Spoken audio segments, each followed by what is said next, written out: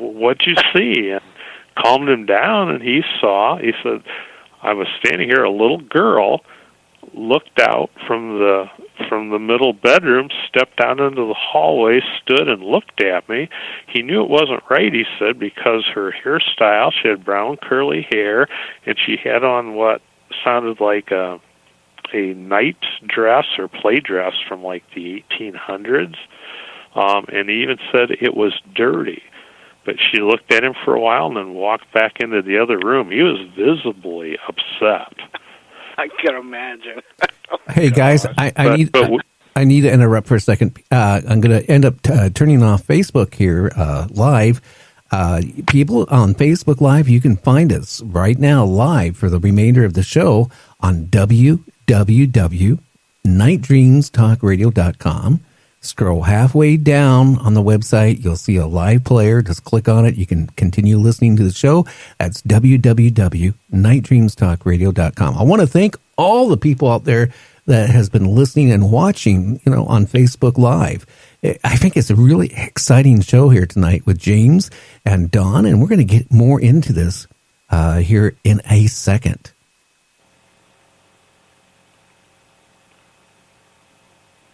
Okay, so I am back. James, this is kind of eerie. The situation, have you ever thought about maybe getting out of ghost hunting? And Dawn, I got to ask you a question. You and your wife move into that house. You start remodeling it. I know how my wife is. I'm going to be honest with you. If something creepy or the doors started opening or closing or the refrigerator opens or things started moving around, my wife would give me a choice of either finding another house real quick or goodbye. Well, I'm very lucky. My wife, Diane, is very much like me. We find it interesting. We're curious. And like the little girl, we did some research, and there was a young child. She did not live here, but this was her grandparents' house. She died at age 6 or 7 in the 1880s. Her name was Annabelle Eames. She died of, in looking in the old newspapers, they found she died of a very bad case of bone cancer. But this being her grandparents' house, we thought, well, perhaps. And another of my friends, who is a very good historian and researcher, he lives nearby, has been intrigued by my stories. He came up with the same name in his research, and he was so curious, and it turns out this was his, great-great-aunt, had she, of course, lived to be older. Wow. Yeah. That's amazing. That is a... Well, you caught me. I put something in my mouth, and I shouldn't have done it. I knew it, because I haven't eaten dinner tonight. And my wife walked in here when the show started, and I'm on a diet. You know what she brings me? Two maple bars and a bottle of Coke. Now, that's like an addict, right? You give them a needle full of whatever is in it, they're going to shoot up. Okay, even with this cigar.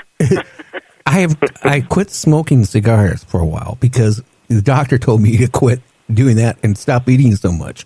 And I've been doing really good on the eating. It's funny, My wife knows I've been trying to lose weight. But what does she buy me for my birthday in January? Lemon meringue pie and a half a gallon of ice cream and root beer. Temptation. Maybe she wants to turn me into a ghost. I don't know. Maybe she's getting back at you for that rock that the Bigfoot threw story. Oh, you mean with her car? Yeah, she still doesn't believe that, guys. I mean, this is since 2002. I gotta ask you. Put her on the phone. I'll talk to her. I tell you where she say we would tell you to go. Anyway, and we're on the radio, and I can't say that. But especially now, since we're on radio stations, I got to really watch what I say. But I had a guest on my show a couple of weeks ago, guys. That one of the houses that they went, ghost hunting on. The people didn't realize that, behind the house, there was a fence and there was a cemetery. They bought the house knowing that there was a cemetery, right there. But they were getting hauntings at their house. And it was to a point that the ghost hunting group, then started really investigating, and they brought in ground penetrating radar, and they found like there were 7 or 8 bodies right there, starting from their deck all the way to the fence. Mm-hmm. Yep, that happens, especially a lot of old cemeteries, and then you get into the 20th century with all this housing and building. People are so greedy, instead of removing the whole bodies and the whole, the markers and everything, they leave the bodies and just build over it, and now there you go. You're left with land and unsettled spirits. They're angry, and it's a recipe for disaster. Yeah, we have a local restaurant. It was a former church, but apparently it was built over the site of an early Bryan burial ground, and they apparently did not get all the bodies because when they were doing some excavation in the basement, they came across one of the graves that had not been exhumed. That is a very active business. Mm-hmm. Yeah, I mean, I would be the first person putting, I don't even know if you could sell the house that way. How many people would want to buy a house that maybe there's parts of bodies in it? Exactly. And that's why these realtors and stuff keep that on hush-hush if they can, but then you end up with a scenario like out of Poltergeist. They're building on land on top of cemeteries and bodies, and people don't know it, and then disaster. Mm-hmm. And I wonder if there are people like me, if we would have heard that our house was haunted before we bought it, we would have gotten a good laugh. As a matter of fact, shortly after we took possession, my wife and I were outside working.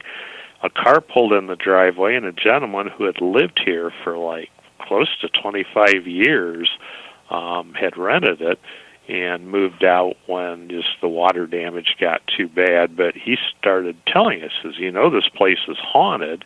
And my initial reaction is to bite my tongue and think, well, that's where all these empty booze bottles we're finding around the place were coming from. But I'll have to say, some of the things he told us, we have experienced those very things. So, but we wouldn't have believed it if we'd have heard it before we bought the house. Oh, wow. Hey, James, don't you risk, though, in some cases, that, like, if the house, had bodies in it or weird things like that and being haunted, that can't they hurt the living? Well, yeah. Even a long-term exposure to spirits can lower your potassium to dangerous levels and stuff. It's not...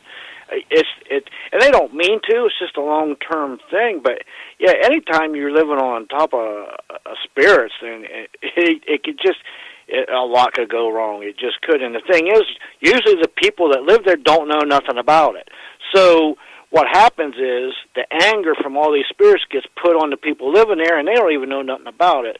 And then people, next thing you know, their lives are spinning out of control. They're all sleeping in one room, and it's miserable. I'm just wondering, like, you know who Liz is, James, and like, I've talked to her on and off air, and the same thing, she was telling me, again, her house is not that old, but she has like 39 acres, and in Missouri, and there was a lot of, fighting with the Confederate in the, both sides in Missouri, and she's had some weird things going on, like I was mentioning before, like, all of a sudden, she'd be in the front room and her refrigerator door opens and closes, or her bedroom door opens and closes, or knocking type of situation. I mean, are those the type of spirits that could do harm, or are this?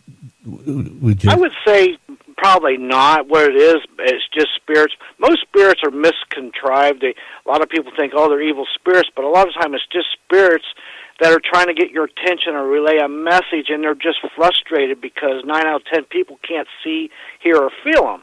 So then they get desperate, and they might make noises or move something or maybe touch you or tap you. But then you get the cases where you're doing remodeling, and they don't like it. It confuses them and stuff, and they'll hide your tools and stuff. So usually their actions are misguided. It's not what you think it is. They're just probably trying to get your attention, and they're not all spirits are evil. They were people once too. So, Well, I just was kind of curious because some of those old movies are, about, hauntings and stuff like that, where somebody goes in and moves into an old farmhouse and all of a sudden, they're a loving couple. They got a family and all that. And then over a period of a couple of weeks, their whole personality changes. They start getting violent. They start fighting. And then next thing you know, the husband or the wife starts killing the kids, or the husband kills everybody. I'm just wondering if things like that can happen.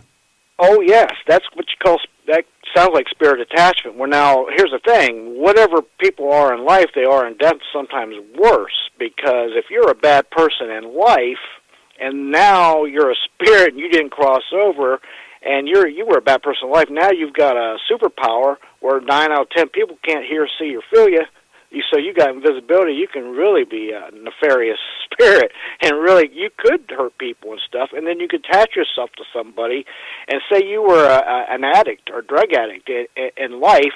Now you could attach yourself to somebody that's got borderline addiction problems. Now you're going to make them do drugs so you can live vicariously through them. So yeah, there's a lot of dangers involved. It could be, absolutely. I've seen it. Well, Don, aren't you scared of having attachments happening out of the house with you or your wife? I really haven't. I agree very much with James that I think as a person was in life, so their spirit would be in death. Actually, the energy in our house is very good.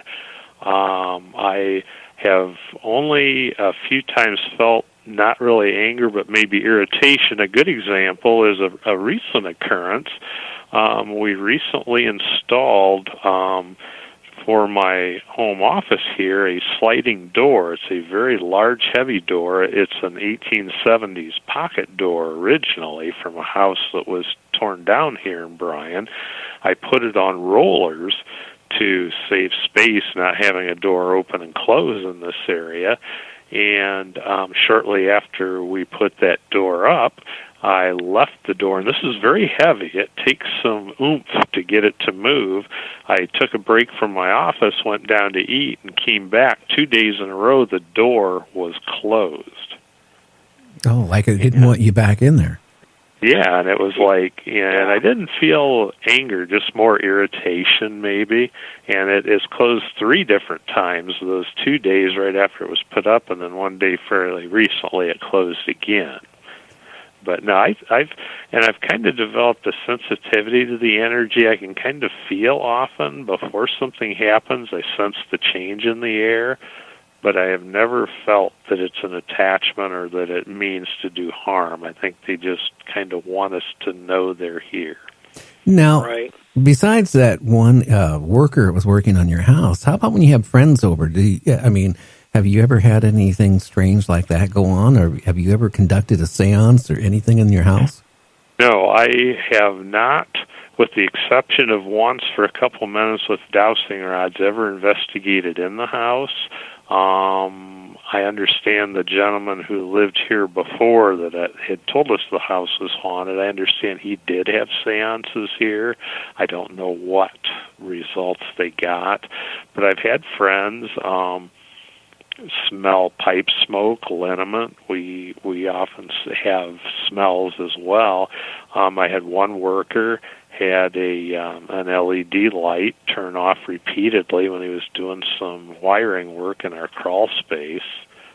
So occasionally, one time before we moved in, my cousin was interested, from Alabama, he was visiting, was interested in seeing if the house was haunted. I said, nothing will happen. So we slept here in the dining room, and we were awakened by somebody smacking an antique hairdryer. A woman who lived here many years ago was a hairdresser, and then the radio came on by itself right after that. Boy, he got his desire. He got to see the haunting. Hey, James. Yeah, he did. You know where you need to go check out, don't you? Yeah. Don's house. Yeah. I've had a lot of people ask, but we have a very good mutual agreement, I guess. They don't bother us too much, and we don't bother them, and it works well.